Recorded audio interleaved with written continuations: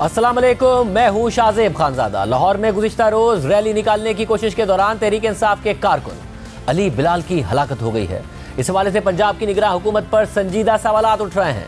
अली बिलाल की मौत की वजह का तयन होना भी बाकी है, लेकिन तहरीक इंसाफ का दावा है कि उसके कारकुन की मौत पुलिस के तशद्दुद से हुई है। इमरान खान समेत तहरीक इंसाफ की क़यादत ये इल्ज़ाम दोहरा रही है और इसके सबूत में तस्वीर और वीडियोज़ भी शेयर कर रही है।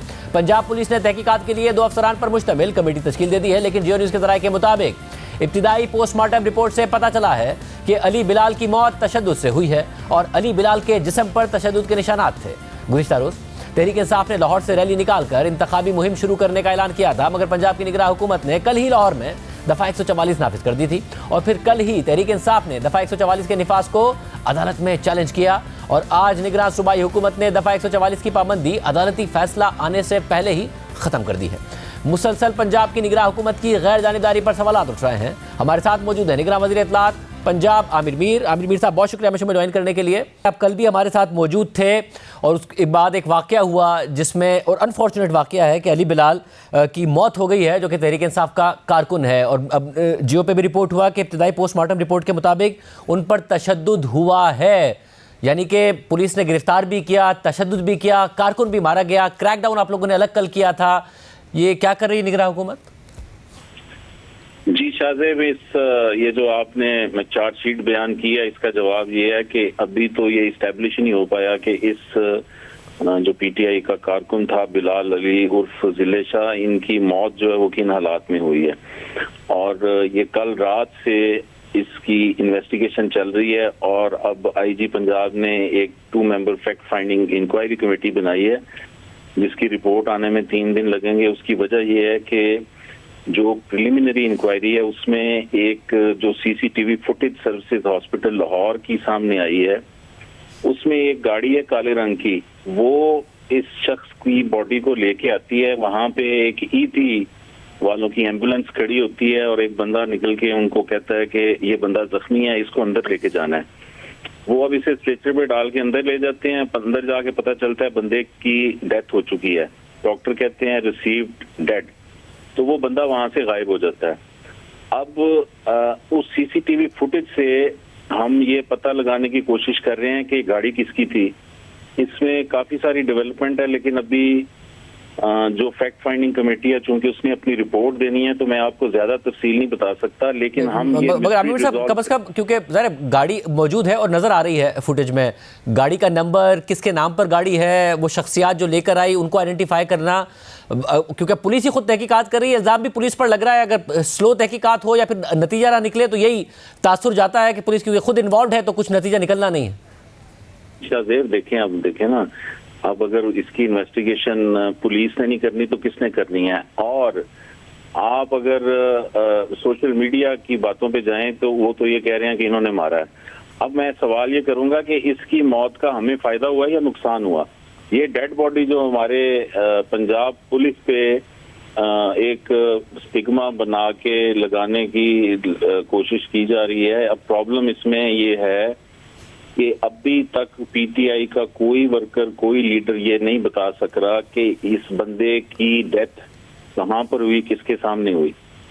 और आप ये देखें कि जब ये dead body services hospital Lahore पहुंचाई गई है 7 सवा 7 के दरमियान, तो ये 3 घंटे गुजर चुके थे पीटीआई का एहतजाज खत्म हुए, जो 4 सवा 4 खत्म हो चुका था।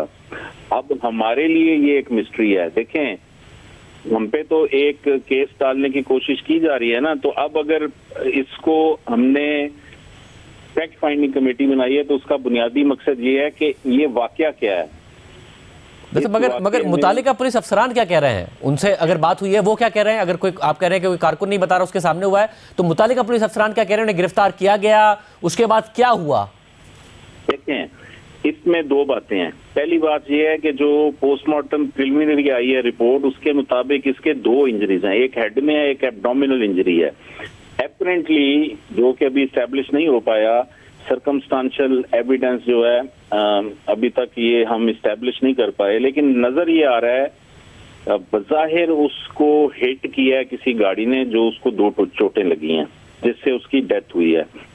अब इस वक्त प्रॉब्लम ये चल रहा है कि ये बंदा कौन है, गाड़ी का पीछा यानी उसकी नंबर प्लेट से उसका पता लगाने की कोशिश की गई है, कुछ कामयाबी हुई है, लेकिन जो बंदे छोड़ के गए हैं उन तक अभी हम नहीं पहुंच पा रहे। अब ये बड़ी हमने कोशिश की है कि कोई किसी साइड से ये पता चल जाए कि वो कौन सा क्लैश था जिसके दौरान ये डेथ हुई है। देखें, जमान पार्क के बाहर ये सैकड़ों या हजारों जितने भी वर्कर्स थे, वो एक साइड से पत्थर आ रहे थे, दूसरी साइड से पुलिस खड़ी थी, उनके पास लाठियां भी थी, आंसू गैस भी था। अब उसमें अगर क्लैश हो रहा था, उस क्लैश के दौरान तो ये वाकया हुआ ही नहीं है, क्योंकि अगर ये वाकया वहां पर होता और वो गिरता कोई डंडा लगने से, कोई पत्थर लगने से, तो फौरन उसको उठा के ले जाते हॉस्पिटल। अब प्रॉब्लम ये है कि ये पता नहीं कहाँ इसकी डेथ हुई है, किन हालात में हुई है। जो फैक्ट फाइंडिंग कमेटी बनाई गई है उसने ये पता करना है कि ये बिलाल अली और जिले शाह की मौत किन हालात में हुई है, मौत कब और किस मुकाम पर हुई है। साहब फिर ये यकीन दहानी कराइए कि आप कह रहे हैं ना कि इसका तो हमें नुकसान ही हुआ है निगरान हुकूमत को, कि 3 दिन बाद बाकायदा तौर पर सबूतों के साथ फैक्ट फाइंडिंग रखी जाएगी इस आवाम के सामने कि जी किन हालात में, अगर पुलिस की जिम्मेदारी है, पुलिस ने ये किया है, तो ये भी रखा जाएगा सामने और पूरी रिपोर्ट के साथ। अगर मैं आपको बता दूं, हम ये भी इंक्वायरी कर रहे हैं कि क्या ये जो बिलाल अली और जिले शाह है, ये पुलिस की हिरासत में था या नहीं था, इसे हॉस्पिटल लेकर कौन गया, वो शख्स जो है उसने अपनी शनाख्त क्यों नहीं कराई, और ये भी पता लगाएंगे कि ये डेड बॉडी कहाँ से आई, और अगर इसमें कोई पुलिस वाला मुलव्विस पाया गया तो उसको जो कानून के मुताबिक सजा बनती है वो बिल्कुल दी जाएगी। हम ये तो कह ही नहीं रहे ना। देखिए, हमारे लिए इस वक्त ये एक मसला बना हुआ है कि ये डेथ कैसे हुई है। ठीक है आमिर साहब, आपने कहा कि आपके लिए मसला बना हुआ है, आप कह रहे हैं कि नुकसान भी निगरान हुकूमत का हुआ क्योंकि निगरान हुकूमत पर इल्जाम लगा, मगर जो ओरिजिनल सिन है वो तो निगरान हुकूमत ने ही किया ना, जिसकी वजह से आपके लिए ये मसला बना ना। आप ताकत का इस्तेमाल करते, एक सियासी रैली थी, इलेक्शन का शेड्यूल अनाउंस हो चुका है, आपने क्रैक डाउन किया, तहरीक इंसाफ के ऊपर किया, जिसकी वजह से इस सूरत हाल का आपको सामना करना पड़ रहा है। एक सियासी एक्टिविटी को पर आपने अपनी गैर जानिबदारी दिखाने की बजाय, जो कि आपको दिखानी चाहिए बतौर निगरान हुकूमत, आपने जानिबदारी दिखाई, उन पर क्रैक डाउन किया, जिसके नतीजे में आपको ये भुगतना पड़ रहा है। अच्छा, अब 2 सवाल किए आपने, बारी बारी जवाब देता हूँ। आपने जो बात की कि ये जिम्मेदारी हमारी बनती है कि हमने क्रैकडाउन किया, तो दूसरा पॉइंट ऑफ व्यू भी तो है ना, एक ये जिम्मेदारी पीटीआई की क़यादत की क्यों नहीं बनती, जिसने डंडे पकड़ाए, पत्थर पकड़ाए अपने वर्कर्स को और उकसाया कि जाओ जाके पुलिस पे हमला करो। ठीक है ना। खान साहब ने को पहली दफा तो उनके किसी प्रोटेस्ट में कोई लाश नहीं गिरी।